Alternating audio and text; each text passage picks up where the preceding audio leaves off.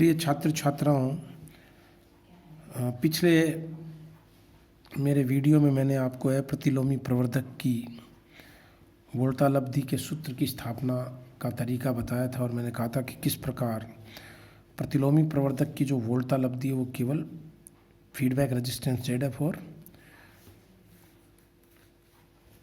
हमारे द्वारा निवेश पर लगाई गई प्रतिबाधा Z1 पर निर्भर करती है। अब मैं आपको अप्रतिलोमी प्रवर्धक की वोल्टालब्धि के सूत्र की स्थापना को समझाने की कोशिश करता हूं, जिसमें जो निवेशी वोल्टा है वो धनात्मक टर्मिनल यानी पिन संख्या, जैसे मैंने पिछले उसमें बताया था लेक्चर में, पिन संख्या 3 पर और ग्राउंड के मध्य यानी भू टर्मिनल के मध्य लगाई जाती है, जबकि प्रतिलोमी टर्मिनल को Z1 के थ्रू ग्राउंडेड करते हैं, भू संपर्कित करते हैं और हमेशा की तरह फीडबैक प्रतिबाधा या पुनर्निवेशी प्रतिबाधा को प्रतिलोमी और आउटपुट टर्मिनल के मध्य संयोजित करते हैं ZF को।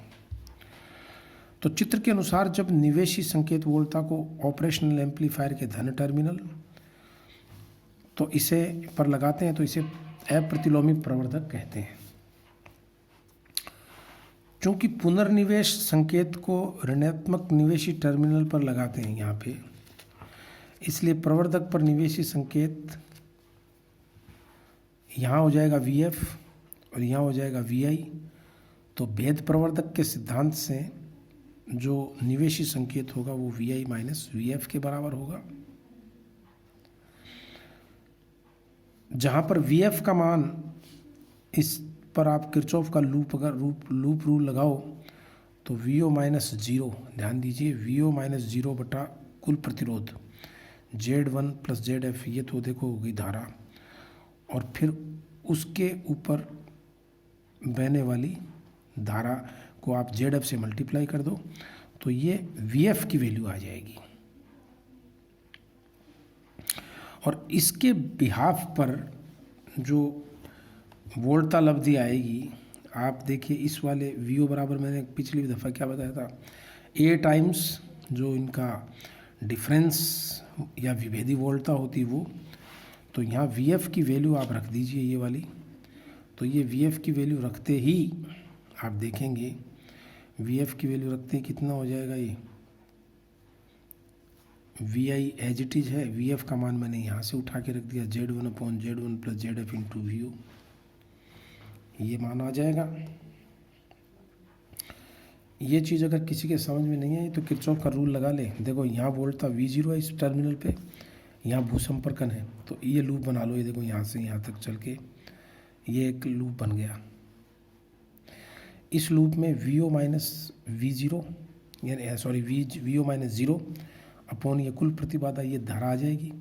और यहाँ का जो सिग्नल है, इस पॉइंट का सिग्नल, वो क्या होगा, इसके ऊपर प्रतिबाधा कितनी है, Z1 के ऊपर प्रतिबाधा के ऊपर वोल्टा कितनी हो जाएगी, Z1 इंटू धारा। तो ये मैंने यहाँ पे लिख दिया है और इसका मान यहाँ रखते ही VF का ये मान आ जाएगा। अब मैं इससे देखो इधर VO है मेरे पास, यहाँ पर भी VO, तो इसको मैं लेफ्ट हैंड साइड में लेके आऊँगा। ये मैं ले आता हूँ अगले पेज पे, ये देखो ये मैंने सारी कैलकुलेशन कर रखी है। तो वोल्टालब्धि का मान आ जाएगा VO अपॉन VI और ये आ जाएगा 1 upon A plus Z1 upon Z1 plus ZF की पावर -1। प्रिय छात्र छात्राओं, बार बार मैं ये बताता जा रहा हूँ आपको कि संक्रियात्मक प्रवर्धक की वोल्टालब्धि, आदर्श संक्रियात्मक प्रवर्धक की वोल्टालब्धि तो अनंत होती है, लेकिन सामान्य जो प्रैक्टिकल ऑपरेशनल एम्पलीफायर है उनकी भी वोल्टालब्धि बहुत उच्च होती है। इस कारण 1 अपॉन A को नगण्य मान लीजिए और ऐसा मानते ही आपके पास ZF का मान हो जाएगा इसका इन्वर्स होने का मतलब 1 प्लस ZF अपॉन Z1, ये मान हमारे को प्राप्त होगा। तो ये मान आप देख सकते हो परिमाण के तौर पर अप्रतिलोमी से ज़्यादा है, प्रतिलोमी से ज़्यादा है। ये देखिए प्रतिलोमी में माइनस ZF अपॉन Z1 यानी उसका परिमाण कितना था, ZF बाई Z1 था, और यहाँ 1 प्लस ZF बाई Z1 है। तो ये मान आप समझ सकते हो कि अप्रतिलोमी प्रवर्धक की जो वोल्टालब्धि है वो थोड़ी ज़्यादा होती है प्रतिलोमी के मुकाबले, और ये भी ZF और Z1 पर निर्भर करती है। और आंतरिक वोल्तालब्धि पे निर्भर, ए पे निर्भरता इसकी नहीं होती। मैं आपको आगे जाने से पहले एक डाटा आप दूंगा जो हम लोग बच्चों को प्रैक्टिकल करवाते हैं लेबोरेटरी में, तो उसमें आप देखिए कि किस प्रकार से वो रीडिंग लेते हैं और ये मान सैद्धांतिक रूप से हमें प्राप्त हो जाते हैं लगभग। जैसे मैं आपको इन्वर्टिंग एम्पलीफायर की बात बताऊँ या नॉन इन्वर्टिंग एम्पलीफायर की बात बताएं, तो आप ये देखिए कि ये देखिए आप, ये कुछ प्रयोग है जिसमें हम ये इनपुट वोल्टेज आप देखिए वेरी करते हो 0.1, 0.2, 0.3, ये बच्चे ने प्रैक्टिकल में ये वेरी की है उसने वैल्यूज़ 0.1, 0.2, ये इनपुट वोल्टेज आ गया VI जिसको नाम दिया है, और ये वो आउटपुट नापता है। तो आप देखो 0.1 का कितने गुना हो गया, 9 गुना हो गया आउटपुट, 0.2 का गुना 9 गुना हो गया, 0.3 का कितना हो गया, करीब करीब 8 पॉइंट समथिंग हो गया। ये गेन हो गई, आउटपुट अपॉन इनपुट बराबर, ये देखो इसने कैलकुलेशन भी कर रखी है, ये गेन है। और ये गेन ऑलमोस्ट आप देख सकते हो, यहाँ पे थोड़ी सी त्रुटि नज़र आती है मुझे, 12, 12.15 है ये, बाकी 10, 9, लगभग 9, 9.5 यही होती है, क्योंकि जो फीडबैक रेजिस्टेंस होता है वो 10 लेते हैं और इनपुट रेजिस्टेंस 1 किलो ओम लेते हैं, तो 10/1 किलो सैद्धांतिक यानी थ्योरेटिकल गेन जो है वो 10 आएगी, और प्रैक्टिकल आप देखो बहुत ही करीब 10 के आता है हर बार। 0.9 का भी 10 गुना ही है लगभग, 0.8 का भी लगभग 10 गुना है। तो ये एक बहुत अच्छा सिंपल प्रयोग है जो आप कभी भी सीख सकते हो।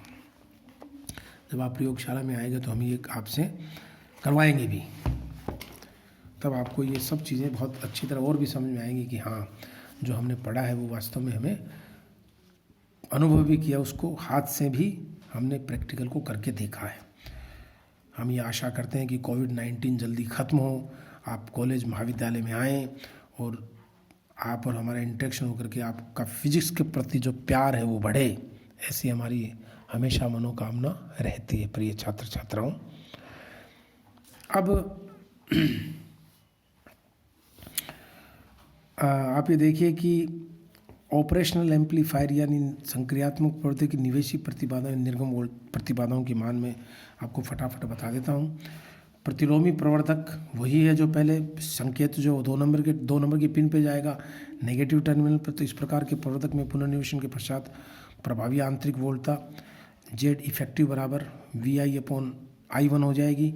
इसमें मैं V1 जोड़ता हूँ, V1 घटाता हूँ, तो VI minus V1 plus V1/I1 हो जाएगी, किंतु VI माइनस V1/I1 बराबर Z1 है, और A बराबर माइनस VO/VA, तो ये रखने पर ZF बराबर माइनस VO/VF रखने पर ये आ जाएगा Z इफेक्टिव बराबर Z1 प्लस ZF/A, और A का मान उच्च होने से ZF बराबर Z इफेक्टिव लगभग Z1 के बराबर। अतः प्रतिलोमी प्रवर्धक की निवेशी प्रतिबाधा Z इफेक्टिव का मान Z1 के मान पर ही निर्भर करता है, यह आपको सीखना है। और पुनः जो I1 लगभग बराबर I2 के VI माइनस VF, ये मैं सब बता चुका हूँ। तो V1 माइनस VO/ZF, तो VI बराबर VI प्लस, इसको आप थोड़ा सा मैथमेटिकली समझ लीजिए, और ये रखने के बाद हमारे पास निर्गम वोल्टता का मान भी आ जाएगा, और ये Z' की वैल्यू आ जाएगी। बहुत ही सरल मैथमेटिक्स है, होपफुली आप बहुत जल्दी कर पाएंगे।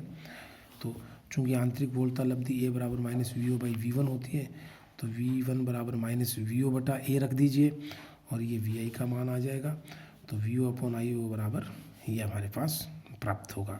और ये निर्गम वोल्टता का मान, निर्गम प्रतिबाधा का मान Z' बराबर Z 1 plus 1 plus A Z1/ZF की पावर -1, और ये ऑलमोस्ट इस एक को अगर मैं नगण्य मानता हूँ तो ये देखिए 1 प्लस ZO बटा ये मान आ जाएगा।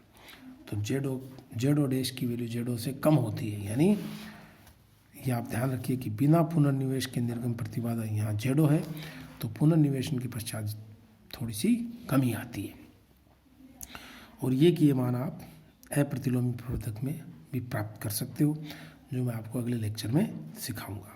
Thank you.